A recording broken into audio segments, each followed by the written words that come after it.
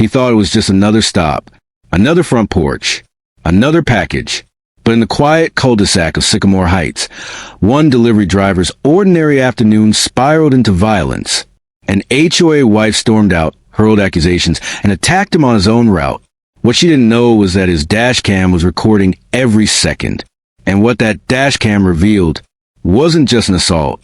It was a key to unlocking the HOA's darkest secret, one that would tear an entire neighborhood apart. Sycamore Heights was picture perfect on the surface. A gated community in northern Georgia, lined with brick homes, white trim shutters, and hydrangeas bursting with color. The HOA sold itself on order and elegance.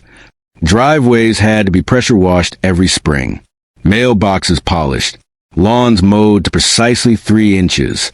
Residents whispered about the rules with half-jokes. Cut your grass or get cut from the neighborhood. But beneath the manicured hedges lay tension. Because the HOA didn't just enforce rules. It ruled lives. At the center of it all stood Martha Ellison, the wife of the HOA vice president. Andre Lewis was 31, a Navy veteran turned courier for a regional package company. Andre was steady, disciplined, and quiet. He carried himself with a kind of weary dignity, the look of a man who had seen far worse than traffic jams and heavy parcels. His van was fitted with a dash cam, a habit he picked up after witnessing a colleague blamed for a fender bender he didn't cause. Andre called it his silent partner. By May 2023, Andre was running one of the busiest suburban routes in the company. Sycamore Heights was just another neighborhood on the list. Or so he thought. It was a Wednesday afternoon. Sunlight spilled across the cul-de-sac. Children pedaled bikes near the sprinklers. Andre pulled his van to the curb in front of house number 47, the Ellison residence. He grabbed a medium package, scanned it, and walked the flagstone path. The front door flew open before he reached the step. Martha Ellison stood there, mid-50s, pearl earrings, a silk scarf knotted at her throat, her platinum hair pulled tight. Her expression, contempt. "You can't park there," she barked. Andre blinked. "Ma'am, I'm just delivering a package." Martha stepped closer, voice rising. "This is a private street. You people can't just barge in here like you own the place." Andre held out the package calmly. "Sign here, please." Instead, Martha slapped the scanner out of his hand. It clattered on the porch. "You don't tell me what to do," she shouted. Then, in a move that stunned the neighbors watching from their windows, she shoved Andre square in the chest. He staggered back, catching himself on the porch column. Gasps rippled across the street. Martha pulled out her phone, screaming into the camera, "Trespasser, threatening me." What she didn't know, what no one knew, was that Andre's dash cam, pointed straight at the house, caught every second. Andre reported the incident to his company. Normally, drivers were told to let it go when dealing with angry customers. But this time was different. By the next morning, the HOA had filed a formal complaint, branding Andre dangerous, and demanding he be barred from entering Sycamore Heights again. Martha doubled down online. She posted in the neighborhood's private Facebook group, "Be advised! Yesterday, a delivery driver trespassed and assaulted me on my own porch. The HOA will be taking action to ensure safety for our families." Her husband, Leonard Ellison, backed her. "My wife was defending our community. We won't tolerate intimidation." Neighbors split into 2 camps. Some believed her. Others whispered, "That driver didn't look violent at all." Andre's job hung in the balance. Then he remembered the dash cam. The footage was clear. Andre walking calmly to the porch. Martha smacking the scanner. Martha shoving him. Her screaming about being attacked. Andre showed the video to his supervisor. The reaction was immediate. Shock, then relief.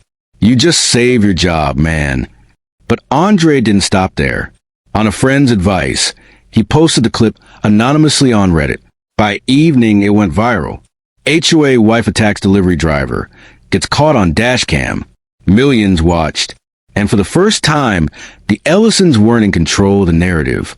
Enter Detective Carlina Vega, 40, seasoned, sharp-eyed, assigned when Andre pressed charges. HOA complaints were nothing new, but this wasn't just disorderly conduct. The video gave Vega leverage. She questioned Martha. Martha sneered through the interview. I was protecting property values. That man was aggressive. But Vega wasn't buying it. Back at her desk, she replayed the dashcam. Something in the background caught her eye. Through the Ellisons' open front door, past Martha's shoulder, she glimpsed a shelf stacked with binders. Each was labeled with names. Dozens of them. With a warrant, Vega searched the Ellison home. What she found was worse than she expected. The binders were real, each labeled by household address in Sycamore Heights. Inside, copies of residents' financial statements, notes on routines, when they left for work, when they returned, photos taken without permission, even medical records. It was surveillance, intimate, illegal, obsessive. But why? Neighbors began speaking out. One couple revealed they'd been fined nearly $8,000 in a single year for infractions they never committed. Another whispered that their teenage son had been threatened with expulsion from school after crossing Martha. It always felt like they knew too much, one resident said. Like someone was watching us inside our own homes. The files proved it. But as Detective Vega dug deeper, she realized this wasn't just Martha's obsession. The Ellisons weren't acting alone. Martha had grown up in wealth, the daughter of a banker. Control was her oxygen. Her friends described her as poised, but beneath the silk scars was bitterness. When her husband became HOA vice president, Martha seized power by proxy. The files gave her leverage. Blackmail disguised as compliance. Fear masked as rules. But interviews revealed something chilling. Martha's obsession wasn't random. It was systematic. Every binder led to the same outcome. Families fined into foreclosure. And who bought those foreclosed homes? A company tied directly to Leonard Ellison. The dashcam had cracked the facade. What Vega uncovered was a scheme. The Ellisons weaponized the HOA to target families. They used illegal surveillance to justify fines. When residents couldn't pay, they seized homes. Those homes were quietly bought by a real estate trust connected to Leonard. It was a cycle of control, ruin, and profit. And Martha's attack on Andre? It wasn't just rage. He'd walked too close to the evidence. Just as Vega prepared charges, the case took a darker turn. One of the residents who spoke to reporters, Greg Hanley, a retired teacher, was found dead in his garage. Police ruled it a suicide, but Vega wasn't convinced, because Greg had emailed her the night before, attaching a scan page from one of Martha's binders. It listed not just names of neighbors, but dates that matched every foreclosure in the last 5 years. Andre tried to move on, but the nightmare followed him. One night, after finishing his route, he climbed into bed. At 3 a.m., his phone buzzed. A text from an unknown number. It was a video. Shaky, grainy footage from inside his own home. Andre asleep in his bed. The camera panned to his nightstand, where his dashcam sat charging. A voice whispered off-screen, "You're not the only one recording." Andre sat in the dark, the glow of his phone lighting his face. The video played again, shaky footage of him asleep, the camera lingering on his dashcam charging by the bed. His chest tightened. Whoever filmed this had been inside his home. He called Detective Vega. Someone broke in. "They filmed me. They know." Vega's voice was steady but grim. "Don't touch anything. I'm on my way." When she arrived with a forensic team, there were no signs of forced entry, no fingerprints, no broken locks. Whoever it was had a key. Meanwhile, in Sycamore Heights, the atmosphere grew toxic. The viral dashcam clip split the community. Some residents whispered gratitude to Andre for exposing the Ellisons. Others shunned him. Flyers appeared on mailboxes. "Delivery driver lies. Don't let outsiders destroy our community." At a tense HOA meeting, Leonard Ellison thundered, "This smear campaign threatens our property values. The so-called evidence is being twisted by people who want to destabilize us." Martha sat beside him, lips pursed, silent. But neighbors noticed the way her hands trembled. Vega returned to the binders seized from the Ellisons' home. One caught her eye, a thin black folder labeled Acquisitions.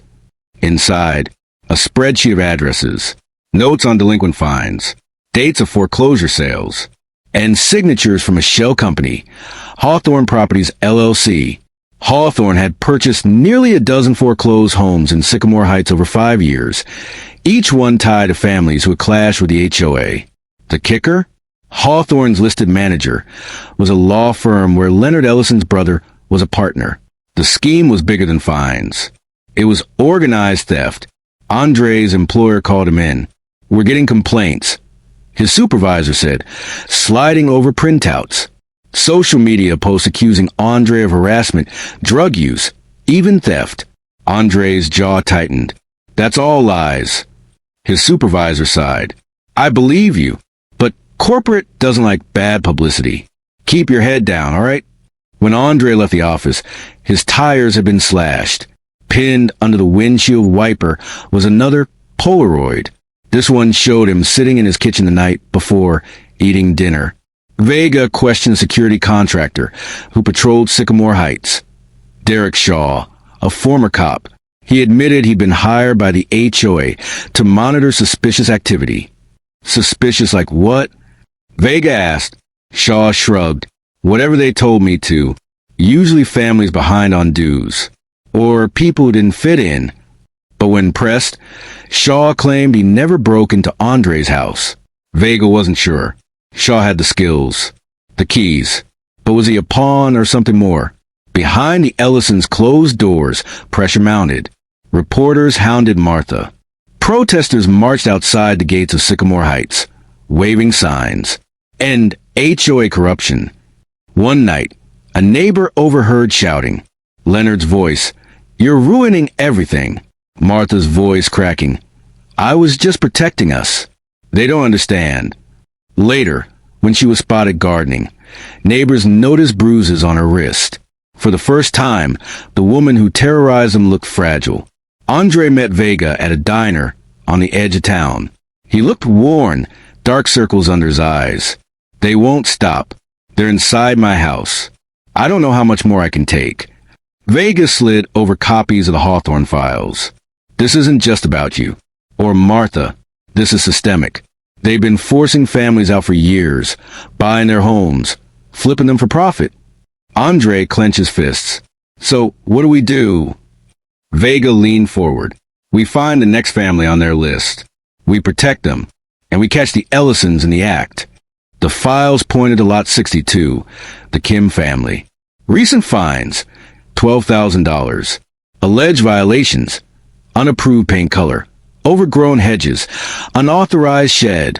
But when Vega visited the Kims, their yard was immaculate. Their shed had a permit.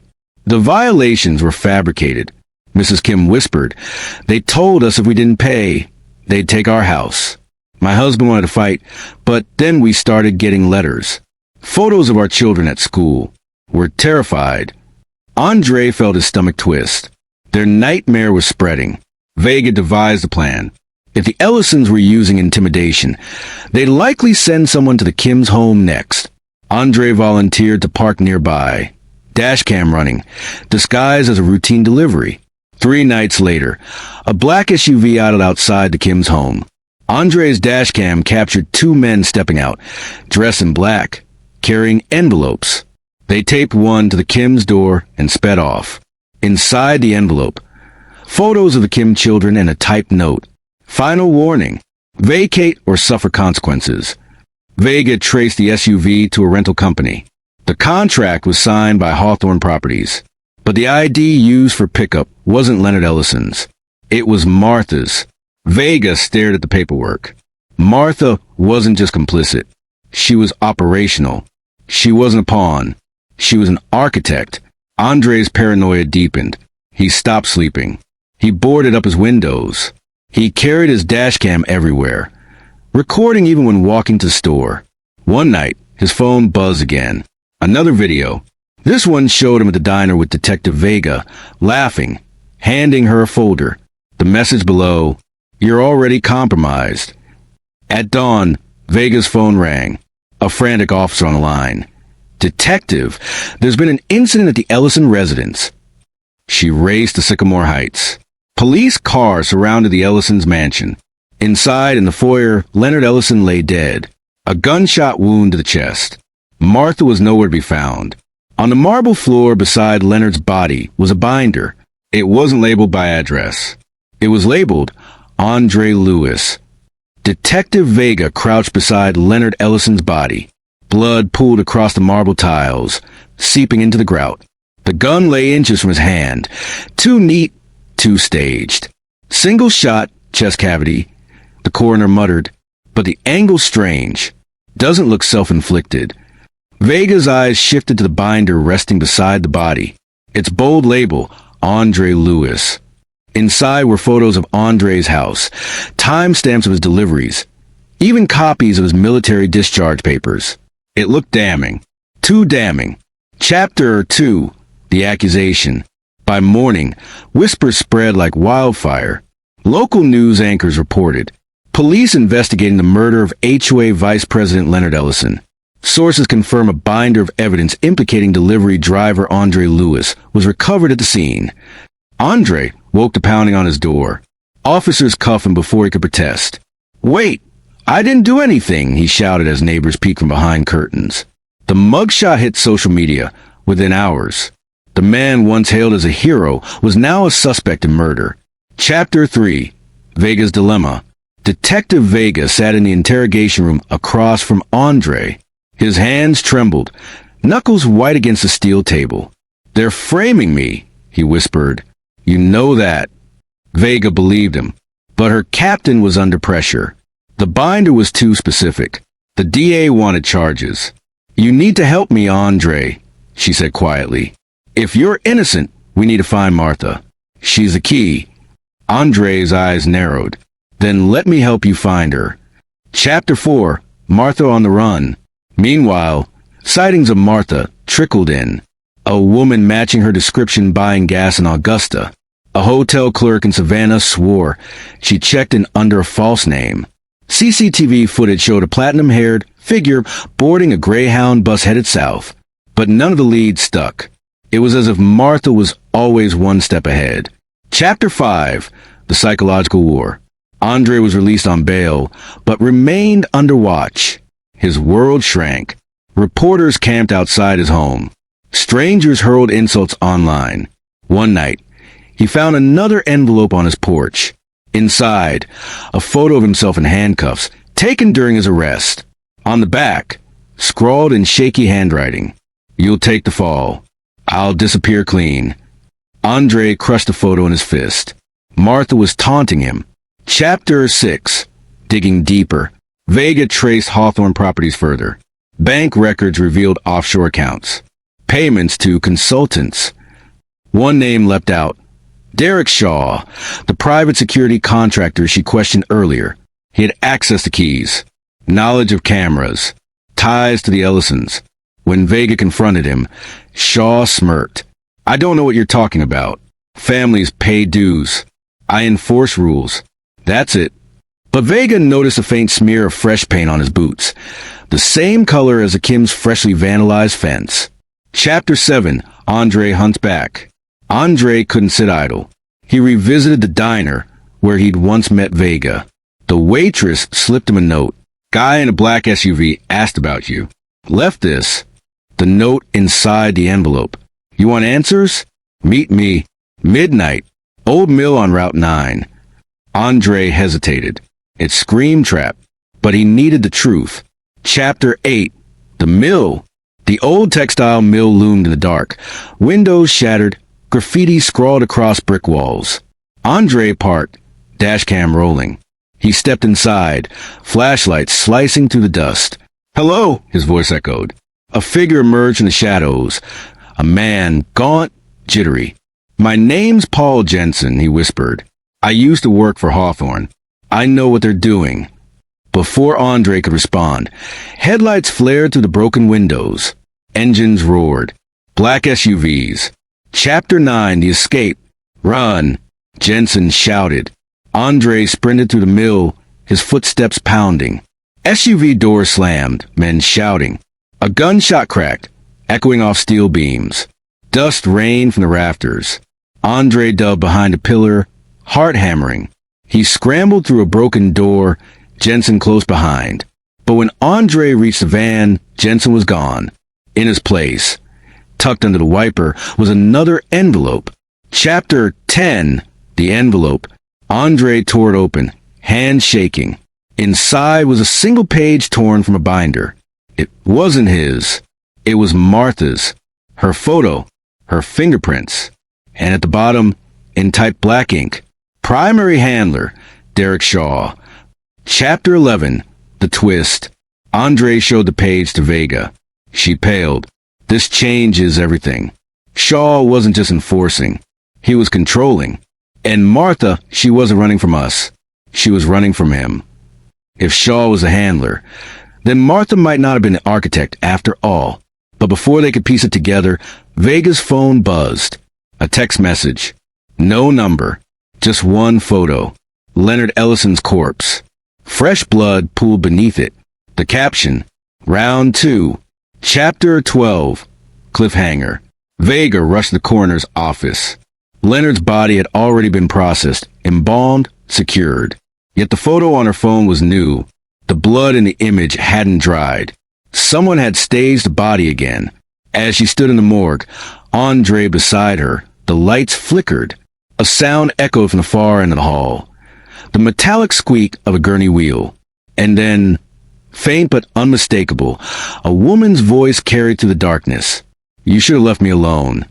Andre froze. It was Martha. Detective Vega drew her weapon, sweeping her flashlight across the corridor. Andre pressed against the wall, heart racing. Martha, he whispered. But the hall was empty. No woman. No footprints. Only the faint squeak of a gurney wheel, rocking slowly as if pushed then abandoned. The morgue staff swore no one had entered. Security cameras had been cut for 13 minutes. Exactly long enough. News spread fast. Leonard Ellison's body tampered with. Local headlines screamed. HOA corruption scandal deepens. Wife still missing. But online, the narrative shifted. Conspiracy forums claimed Andre and Vega staged a morgue incident to create sympathy. Others speculated Martha was dead. Her voice, just a recording. Andre scrolled through the comments late into the night, his hands shaking. Everyone thinks I'm insane now, he muttered. Vega put a hand on his shoulder. Then we prove them wrong. We find her. Vega reached out to a criminal profiler, Dr. Naomi Wells. Wells studied Martha's background, tapes of her HOA meetings, even her social media posts. Her conclusion chilled them. Martha isn't hiding. She's performing.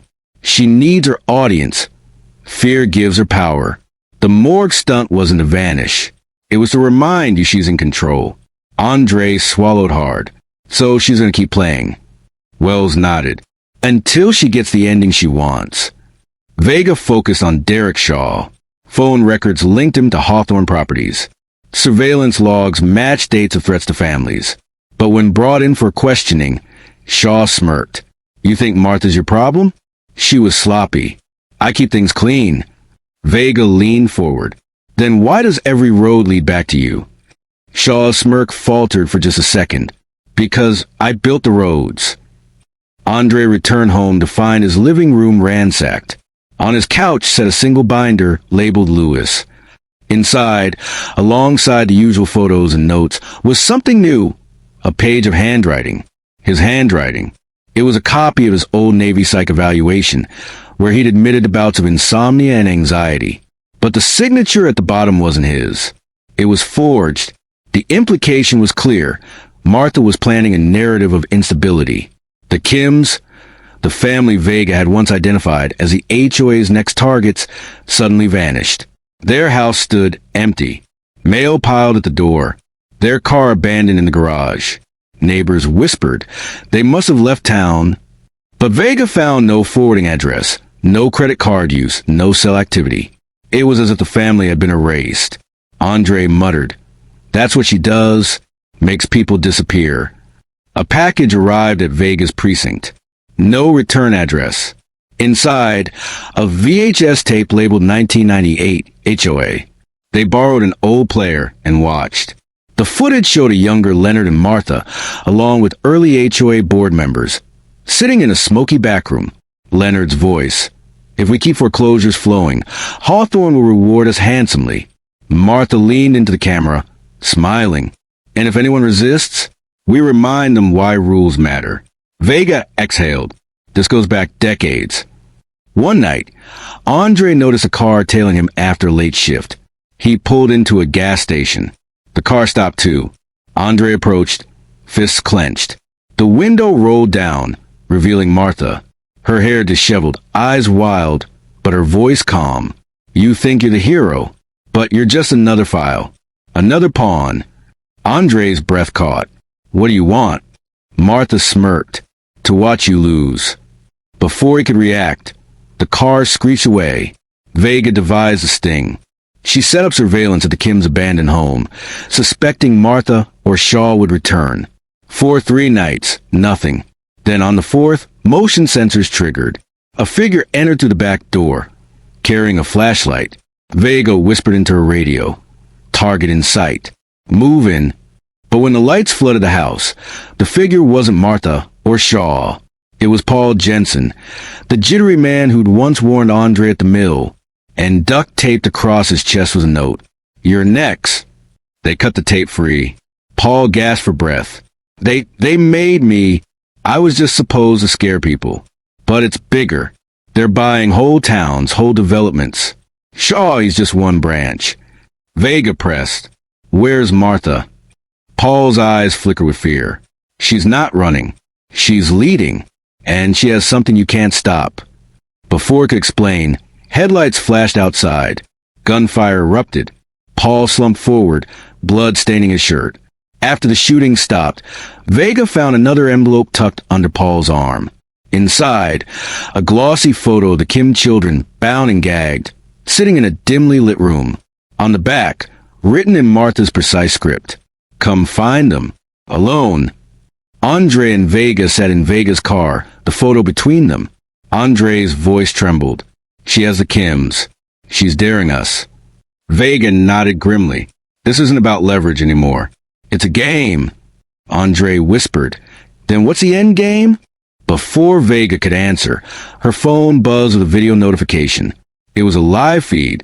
The Kim children sobbing in a basement. And Martha's voice, smooth and taunting. Tick-tock, detective. You have 48 hours. The live feed played on Detective Vega's phone. The Kim children crying in a dim room lit by a single bare bulb. Andre's fist tightened. We can't wait. We need to find them now.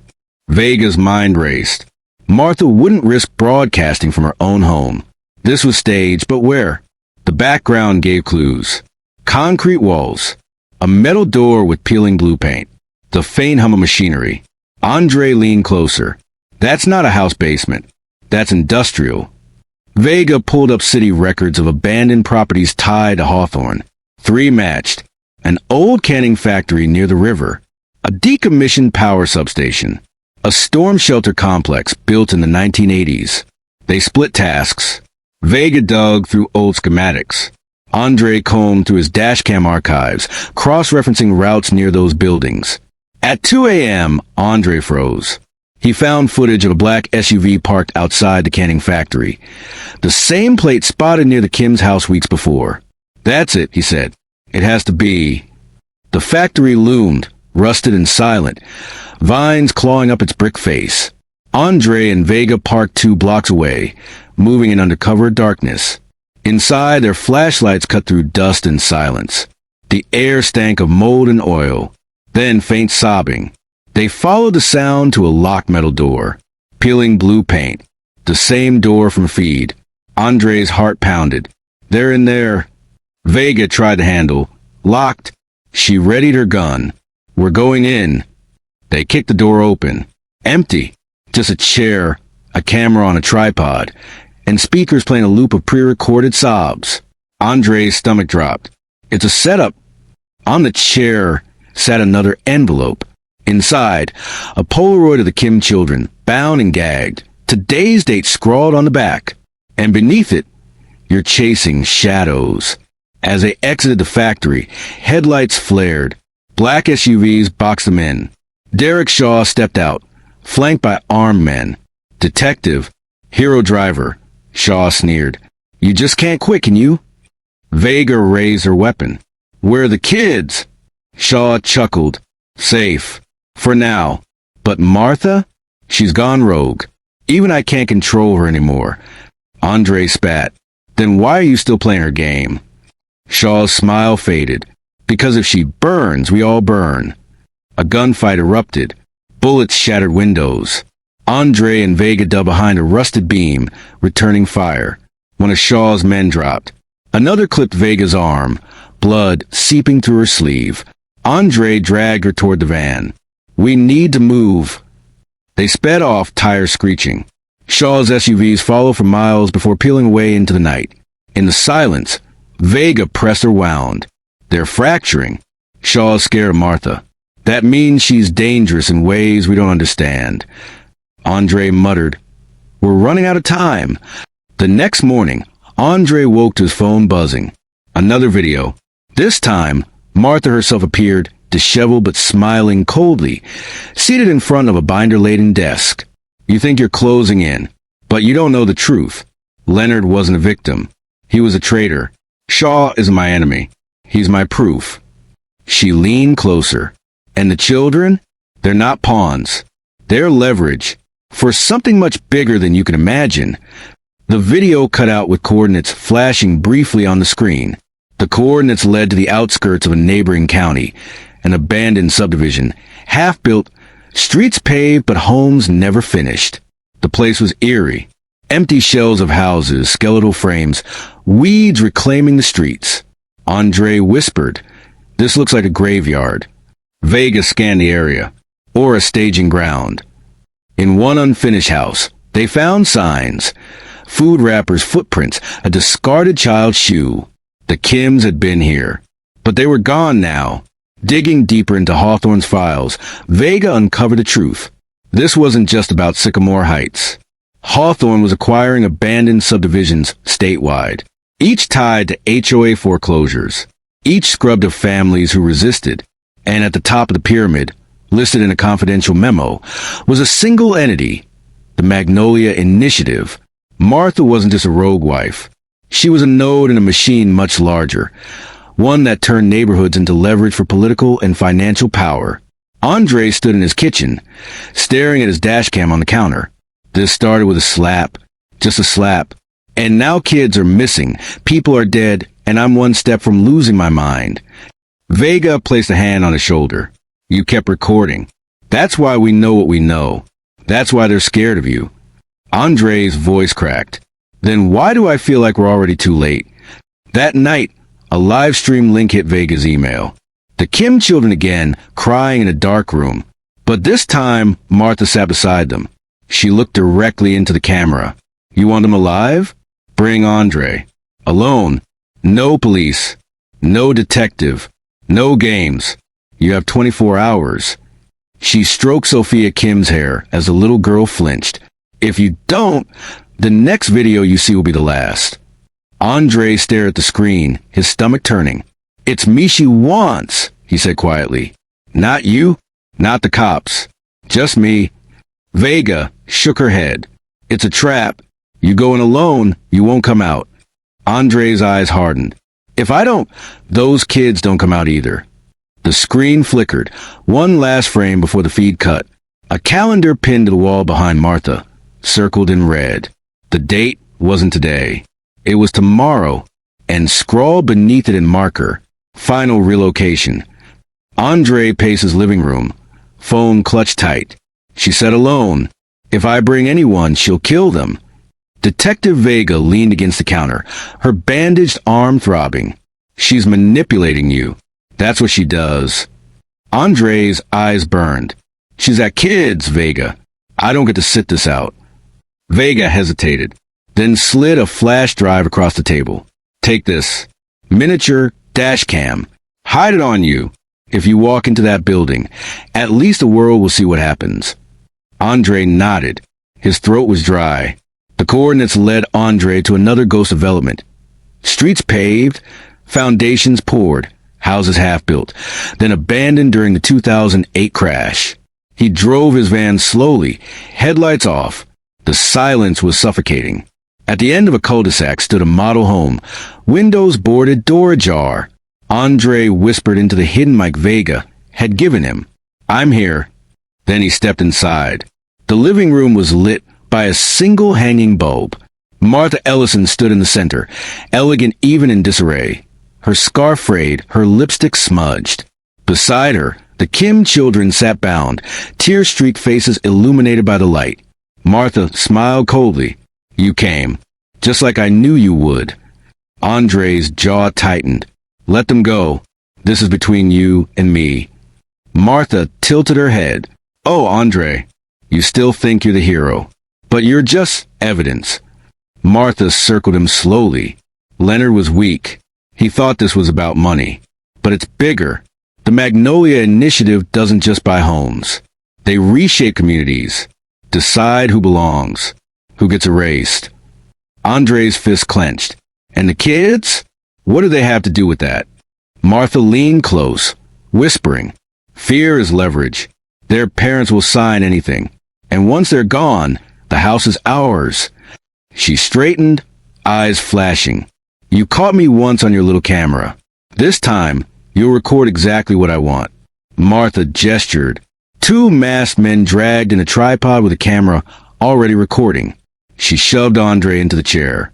"Confess," she hissed. "Say you killed Leonard. Say you tried to destroy Sycamore Heights. Or these children disappear forever." Andre shook his head. "I won't." Martha's hand snapped across his face. The slap echoed, chillingly reminiscent of the day this all began. Suddenly, glass shattered. Smoke grenades rolled across the floor. The room filled with white haze. Vega's voice cut through. "Police, drop your weapons."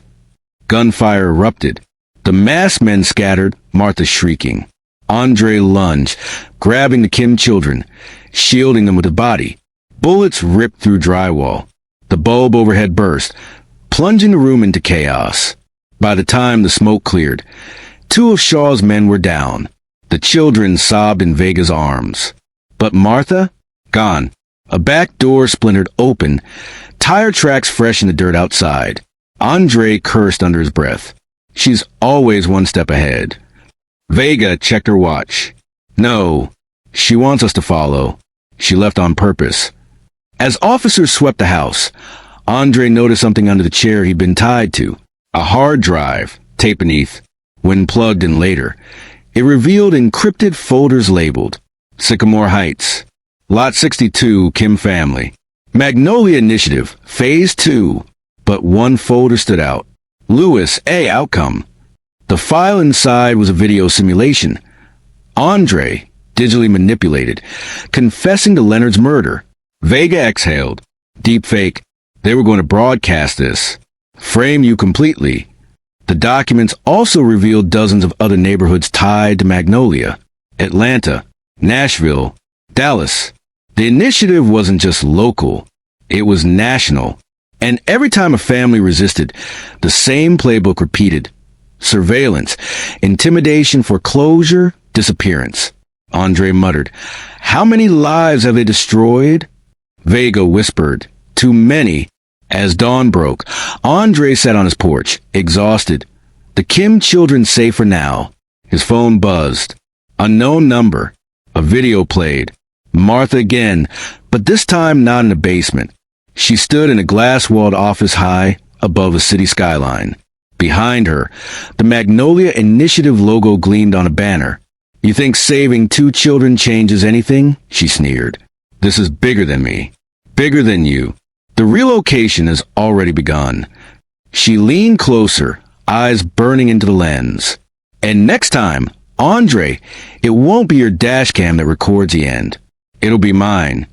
The video cut to black.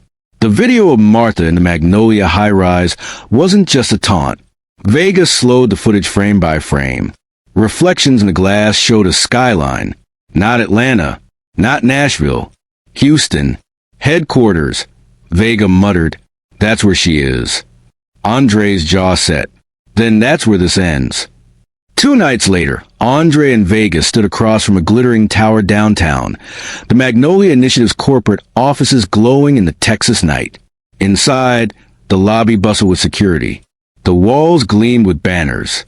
Rebuilding communities one home at a time. But Vega's warrant, backed by federal partners, gave them leverage. They moved floor by floor, servers seized, executives detained. And on the 34th floor in a glass-walled boardroom, they found her, Martha Ellison. Martha sat calmly at the head of a polished mahogany table, a folder open before her. "Well," she said smoothly, "the delivery man and the detective. My two favorite pests." Andre's voice shook with rage. "It ends tonight." Martha tilted her head. "Does it? You think exposing me changes a machine? Magnolia isn't me. It never was. I'm just the voice you chose to hear." Vega snapped. "Where are the missing families? Where are the Kims supposed to go?" Martha's smile thinned. "Gone. Processed. Relocated. Call it what you want. They're pieces on a board you'll never see." But Vega wasn't empty-handed. She dropped a hard drive on the table. Already decrypted. Contracts, wire transfers, deep fake templates. Enough to prove the scheme. Magnolia's executives shifted nervously. The room buzzed with whispers, fear cracking their polished facade. Andre leaned forward. "It's over. You don't run the board anymore." Martha laughed. A sharp, brittle sound. "You think truth wins? Truth is nothing without narrative. I lost once because of your little Dashcam, Andre. But this time..." She reached for a remote hidden under the folder. "The camera is mine." A giant screen flickered on, playing a deepfake of Andre confessing to Leonard's murder, broadcast live on multiple channels. Andre froze. The world was watching the lie. But Vega was ready. She pulled out the flash drive she'd given Andre weeks earlier, his miniature Dashcam. It had recorded everything tonight. Andre confronting Martha. Martha admitting Magnolia's scheme. Martha triggering the deepfake herself. Vega streamed it live to the same networks. Two narratives clashed on screens across America. The fake and the real. And this time, the truth won. Federal agents stormed the boardroom. Executives cuffed. Servers confiscated. Martha stood slowly, hands raised, her smirk fading at last. "You'll regret this," she hissed at Andre. "Magnolia isn't dead. It just sheds its skin." Andre stared back, voice low. "So do snakes." She was led away. The fallout was seismic. Magnolia Initiative collapsed under federal indictments. Dozens of HOAs across the country investigated. Properties returned to displaced families where possible. The Kims reunited, shaken but alive. But not everyone came back. Some families had vanished for good. And in Sycamore Heights, lawns grew wild as residents wondered, had they been freed from control or left vulnerable without it? Weeks later, Andre sat on his porch, his Dashcam on the table beside him. Neighbors waved cautiously. Some still whispered. Others called him a hero. But Andre felt no victory. "It started with a slap," he said quietly to Vega, who visited often. "And look how many lives it ruined. All because nobody asked who was really watching." Vega nodded. "You asked. That's why it matters." A delivery driver with a Dashcam pulled back the curtain on one of the darkest HOA conspiracies in the country. But this story isn't just about Martha Ellison. It's about power. How it hides in rules, in contracts, in cameras pointed at our lives. And the lesson is this. Sometimes the most dangerous threats aren't strangers in shadows. They're neighbors smiling across the hedge. So the question is yours. If someone was keeping a file on you, your routines, your debts, your secrets, would you even know?